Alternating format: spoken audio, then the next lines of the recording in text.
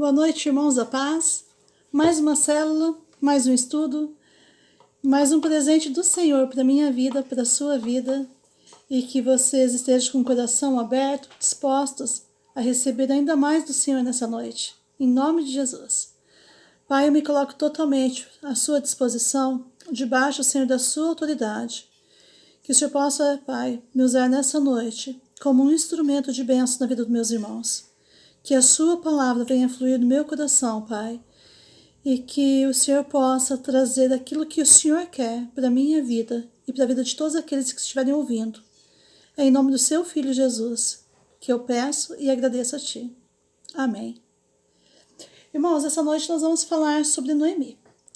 E hoje o nosso texto é Noemi, alcançando vitória diante das incertezas do futuro. O texto está lá em Ruth, no versículo 1, no capítulo 1. Vamos dar uma lida? Eu vou ler ele inteiro. Aí peço que os irmãos também estejam acompanhando, estejam marcando aquilo que tocar no coração de vocês também, para depois a gente reler o texto. Nos dias em que julgavam os juízes, houve fome na terra, e um homem de Belém de Judá saiu a habitar na terra de Moabe, com sua mulher e seus 2 filhos. Este homem se chamava Elimeleque e sua mulher Noemi. Os filhos se chamavam Malom e Quilion, de Belém de Judá, vieram à terra de Moabe e ficaram ali. Morreu Elimeleque, marido de Noemi, e ficou ela com seus filhos, os quais casaram com mulheres moabitas. Era o nome de uma Orfa e da outra Ruth, e ficaram ali quase 10 anos. Morreram também ambos, Malom e Quilion, ficando assim a mulher desamparada de seus 2 filhos e de seu marido. Então se dispôs ela com as suas noras e voltou da terra de Moabe, porquanto nesta ouviu que o Senhor se lembrava do seu povo, dando-lhes pão. Saiu, pois, ela com suas 2 noras do lugar onde estivera, e indo elas caminhando de volta para a terra de Judá, disse-lhes Noemi: Ide, voltai a casa, voltai cada uma à casa da sua mãe, e o Senhor use convosco de benevolência, como vós usaste com os que morreram e comigo. O Senhor vos dê que sejais felizes, cada uma em sua casa de seu marido. E beijou-as, elas, porém, choraram em voz alta. Eles disseram: Não, iremos continuar o teu povo. Porém Noemi disse: Voltai, minhas filhas, porque ireis comigo? Tenho eu ainda no ventre filhos para que vos sejam por maridos? Tornai, filhas minhas, ide-vos embora, porque sou velha demais para ter marido. Ainda quando eu disseste, tenho esperança, ou ainda que esta noite tivesse marido e houvesse filhos, esperá-lo-eis até que viesse a ser grandes? Abster-vos-eis de tomares marido? Não, minhas filhas, porque por vossa causa a mim me amarga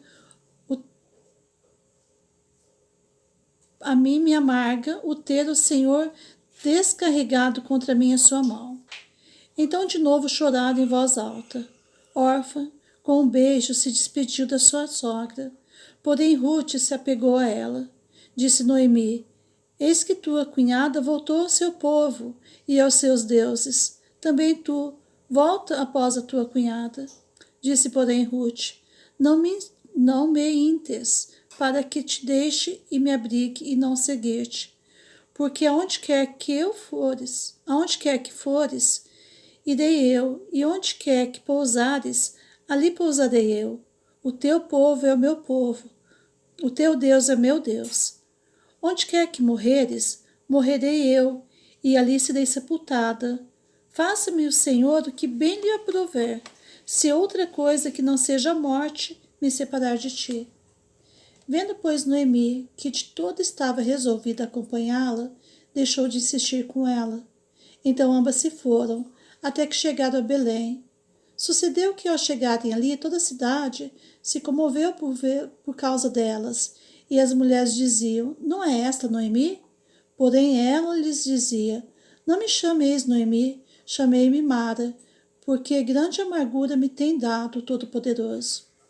Ditosa parti, porém, o Senhor me fez voltar pobre. Porque, pois me chamareis Noemi, visto que o Senhor se manifestou contra mim, e o Todo-Poderoso me tem afligido.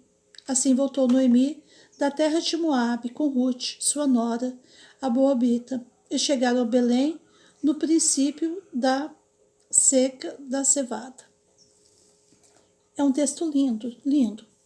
A história de Rute, a gente vai vendo assim pontos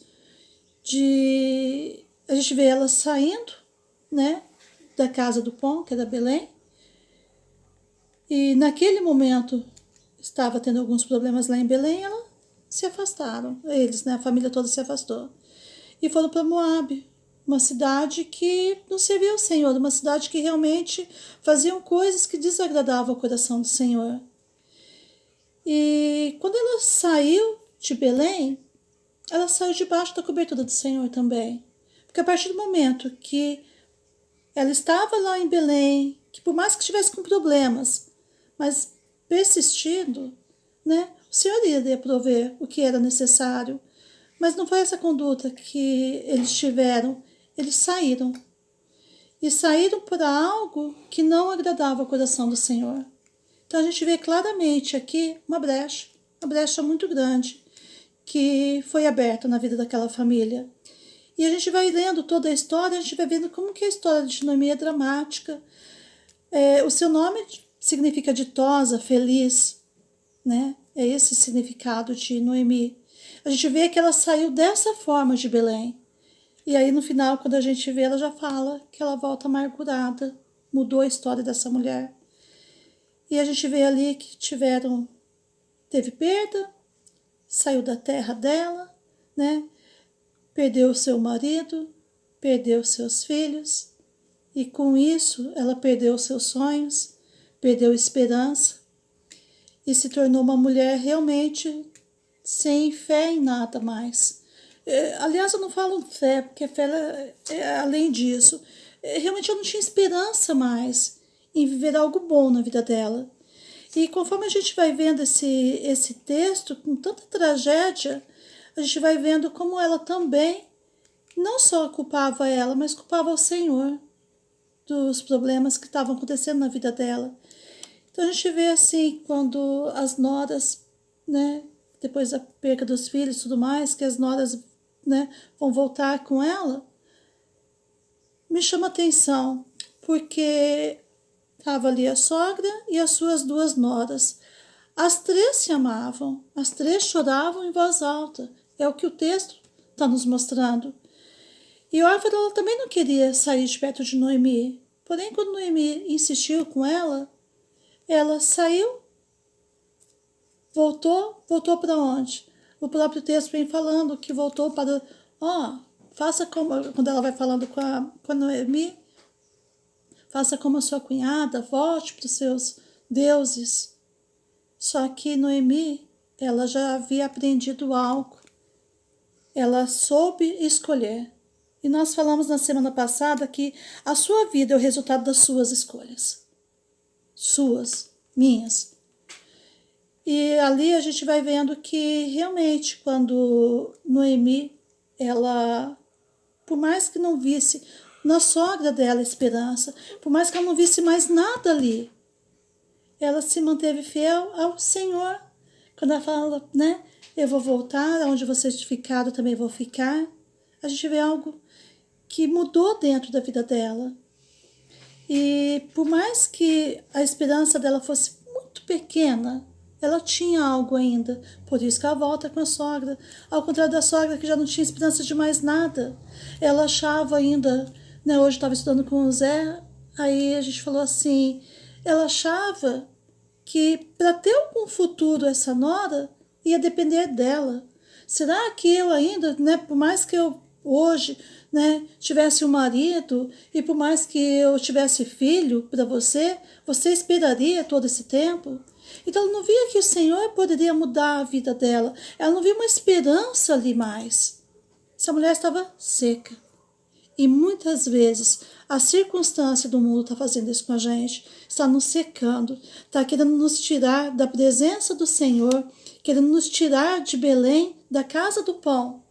para nos levar para lugares afastados do Pai, lugares que realmente a gente vai buscar ali a presença dele, mas as circunstâncias, a situação toda que vai acontecendo, vai nos desestimulando, vai nos enfraquecendo, e a hora que a gente vê, a gente está totalmente afastado, totalmente longe.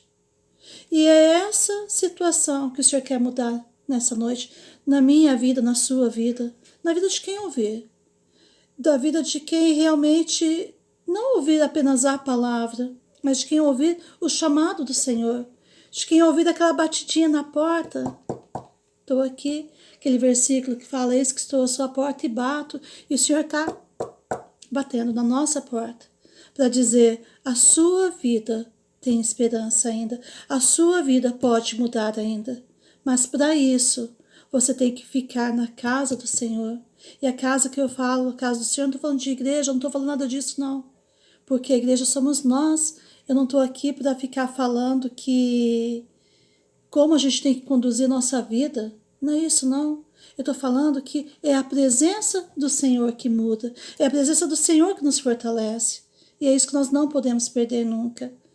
Nos momentos imprevisíveis, não se dê por vencido prematuramente. Ruth, ela se deu por vencida. Ela achava que não tinha mais nada que ela pudesse fazer, e no primeiro tempo ainda, ela foi lá e entregou os pontos. E é algo que o Senhor não quer que a gente faça. O Senhor não quer que a gente entregue os pontos, o Senhor não quer que a gente desista. E as coisas podem mudar, mas para isso vai depender da forma com que eu estou olhando, vai depender da forma com que a gente está sonhando. Se a gente perder a esperança de dias melhores, realmente não tem mais jeito. Mas se eu entender que o Senhor quer mudar a minha vida, que o Senhor quer usar quem está ao meu lado, e que o Senhor quer usar, seja quem for, para que realmente as coisas sejam diferentes a partir de agora, Ele pode fazer, mas nós temos que crer, temos que buscar isso. Outra situação, na tribulação, não perca a esperança como Ruth perdeu. A gente não pode deixar que os nossos ossos se sequem, a gente não pode deixar que tudo que está lá fora, que vem e nos bombardeando, as notícias na TV, seja o que for, nós temos que permanecermos firmes e no Senhor. Ontem, quando nós estávamos fazendo o estudo, a Vivi ainda estava falando assim, tem pessoas que já estão, infelizmente, falando assim, que o ano de 2020 está perdido. Isso me chamou tanta atenção, porque às vezes, por mais que a gente fale em brincadeira, mas a gente declarou da nossa boca: nossa, esse ano não serve para mais nada, nossa, esse ano já acabou, olha, já estamos em junho, já era. Mas é isso que o Senhor falou para você? Foi isso que o Senhor falou para mim? Aonde foi que o Senhor falou que esse ano já era, que não dá para fazer mais nada? Às vezes a gente pode até perder uma batalha ali na hora, mas não significa que a gente perdeu a luta toda. Aquela situação, de repente, pode ter nos derrubado, mas não significa que a gente vai ficar lá embaixo. Noemi, ela perdeu seus filhos, perdeu a esperança, perdeu a alegria, perdeu tanta coisa, mas o Senhor restaurou uma por uma. E a gente não tem que crer que a maldição, que a tribulação é maldição de Deus, da mesma forma com que Ruth pensou, que não é verdade. A gente tem que parar e olhar que são sobre as escolhas que a gente falou na outra semana. O que eu estou passando nesse momento? Né? É algo que eu abri uma brecha na minha vida? É algo que realmente eu preciso de um conserto na minha vida? É algo que precisa de uma postura? O que está acontecendo? E essa resposta é individual entre nós e Deus. É no silêncio do nosso quarto que a gente vai poder saber se aquilo que nós estamos passando hoje realmente é algo que o Senhor está falando: olha, é para você amadurecer, é para te preparar, não importa. Mas é você e Deus. E é necessário, ou às vezes, vou dar um exemplo aqui hoje. Às vezes a gente fala assim, a gente quer tanto uma coisa, tanto, e a gente não consegue aquilo. E aí a gente fala assim: poxa, Senhor, o que está acontecendo que eu não estou conseguindo? né? A gente tem uma esperança que vai acontecer aquilo lá na nossa vida, a gente sonha, a gente projeta e nada acontece. E aí a gente começa a culpar Deus. Poxa, mas eu tô certinho, eu tô fazendo tudo certo e tal, eu sou boazinha. E não consigo. Mas será que aquilo ali que nós não estamos conseguindo receber, será que é porque a gente não está maduro para aquilo? Será que porque de repente aquilo ali pode nos levar à morte? E não estou falando só da morte física, a morte física e a espiritual. Então, tem algo que está escrito assim lá na Bíblia, um versículo assim: Deus é bom, o tempo todo Ele é bom. E o Senhor, Ele é bom mesmo. Ele o tempo todo está cuidando da gente. Todas as coisas que vão acontecendo na nossa vida é realmente para a gente se aproximar dEle e para a gente ver que nós somos fortes nele. Então, não importa o problema que você esteja passando, não importa está difícil, não importa, porque Deus sempre está no controle. A declaração de Noemi, quando a gente lê lá no 1:21, está escrito assim, ó: Ditosa eu parti, porém o Senhor me fez voltar pobre, pois me chamareis Noemi, visto que o Senhor se manifestou contra mim e o Todo-Poderoso me tem afligido. Essa declaração de Noemi, ela não é verdadeira. Ela fez uma leitura errada entre o sofrimento e uma punição de Deus. Muitas vezes o sofrimento não é uma ação direta de Deus, mas consequência direta da quebra da sua lei moral. Deus estava no controle de tudo. Noemi voltou e Deus abriu uma porta. Ruth casou com Boaz, seu remidor. Deus deu a Noemi prosperidade, uma nora que se tornou filha, um neto que se tornou avô do rei Davi e precursor de Messias. O último capítulo da sua história foi de vitória, alegria, vida e esperança. Quando perdemos o controle, Deus continua no controle. Quando perdemos a esperança, Deus nos conduz em triunfo. É linda a história de Noemi.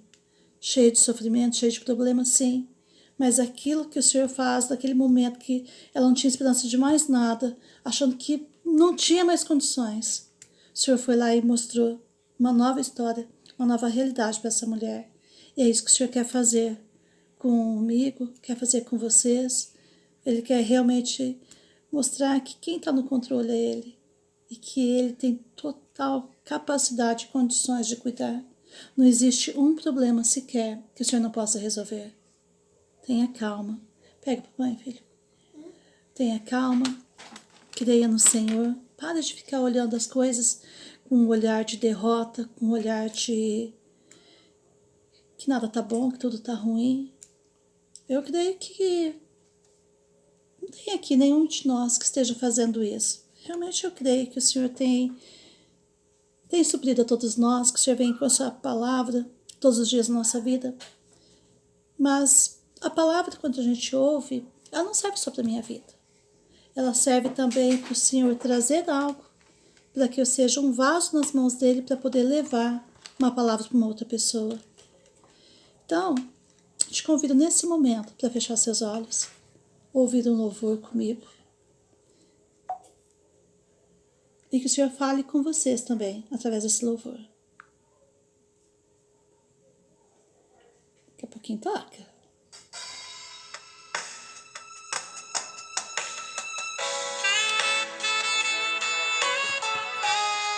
Esse louvor ele vem falando sobre circunstâncias, para a gente não ficar olhando para as circunstâncias. A gente tem que olhar para o Senhor.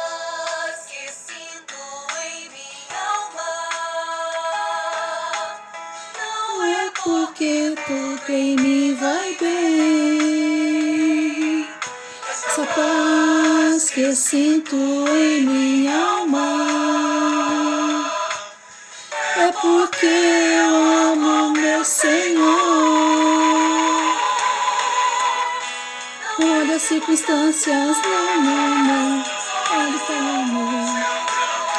Que nós possamos olhar apenas para o Senhor. Que a gente olhe para Ele, para aquilo que Ele tem em nossas vidas, para os sonhos, para as promessas que Ele tem. que a gente não permita que o inimigo venha para nos cegar, para nos tirar da presença do Senhor, que a gente não permita que o inimigo venha secar nossas esperanças, mas pelo contrário, que nós sejamos todos os dias renovados no Senhor. Que seja apenas Ele que venha falar na minha mente, no meu coração, na mente e no coração dos meus irmãos também. Senhor, que o Senhor possa guardar a vida dos meus irmãos, Pai. Que o Senhor possa guardar nossas casas, que o Senhor possa guardar nossas famílias, nossos filhos, Pai. Que as coisas, Senhor, não venham nos afetar, mas que nós possamos ver ao mundo, Pai, com outros olhos. Que a partir de hoje, Pai, nós possamos ver o Seu amor em tudo aquilo que está aqui, Pai. Na nossa casa, no meio da nossa família. Que nós possamos ver a Ti, Senhor. É isso que eu te peço em nome de Jesus. Que o Senhor venha ministrar, Senhor, no meu coração, no coração dos meus irmãos. Que se alguém aqui, Senhor, que estiver ouvindo essa palavra, se estiver afastado do Senhor, se estiver desanimado, se estiver triste, se estiver com medo, Pai, eu peço que o Senhor venha guardar essa pessoa, que o Senhor venha cobrir, Senhor, que o Senhor venha trazer essa pessoa para o seu colo, para poder mostrar quem é o Senhor. Que o seu amor, Pai, seja a razão do nosso viver. Que o Senhor possa cuidar de cada um de nós, assim como você cuidou do seu povo lá no Egito. Que não faltou nada, que não faltou roupa, não faltou sapato, não faltou comida, não faltou nada. E da mesma forma, Pai, profetizo nessa noite na minha vida, na vida da minha família, na vida dos meus irmãos, que o Senhor venha suprir todas as necessidades. Que o Senhor venha guardar, Pai, a cada um de nós. E que nós possamos ser felizes, porque nós amamos somente a Ti. Porque o Senhor é nosso Deus, o Senhor é nosso Pai. E nós agradecemos por isso, Pai, pelo Seu amor, porque o Senhor nos escolheu, Senhor, para sermos Seus filhos, merecedores, sim, da salvação no Senhor, não pelas nossas atitudes, mas pelo Seu sangue na cruz. Muito obrigada, Pai, te agradeço por tudo. Que nós possamos viver a palavra do Senhor todos os dias da nossa vida. Que a gente não fique vendo lá fora, não. Vamos olhar daqui. O ano de 2020 já está acabando, está nada. Tenho muito para ver ainda, tenho muito para viver no Senhor. Que essa palavra seja para isso, para trazer ânimo para a minha vida, para a sua vida. Venha para trazer esperança para dias melhores que virão. Em nome de Jesus. Beijo a todos vocês, fiquem com Deus. A gente se fala daqui a pouquinho ali no grupo. Beijo.